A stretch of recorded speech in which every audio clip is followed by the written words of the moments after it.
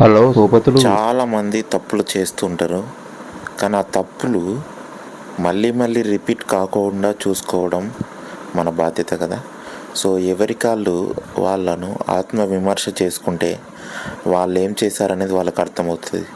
అంతేకాని వాళ్ళు తప్పులు చేసి పక్క వాళ్ళ మీద ఇది అతను చేశాడు, ఆమె చేసింది, ఇతను చేశాడు, ఈమె చేసిందని పక్క వాళ్ళ మీద నెట్టడం కాదు కదా. అది ఎంతవరకు సబబు మీరే ఒక్కసారి ఆలోచించండి. తప్పులు అనేది సహజం, కానీ అవి మళ్ళీ పునరావృతం అవ్వకుండా మనకు మనమే కదా ఆత్మ పరిశీలన చేసుకోవాలి.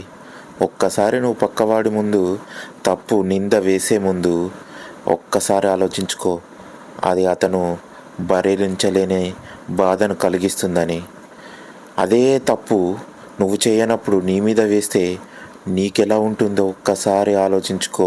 పక్క వాళ్ళ ముందు నీ తప్పులు వేసే ముందు ఆలోచించు మిత్రమా. ఇలాంటి సమాజంలో మనం బ్రతుకుతున్నామంటే ఎంత జాగ్రత్తగా వ్యవహరించాలో ఒక్కసారి ఆలోచించు.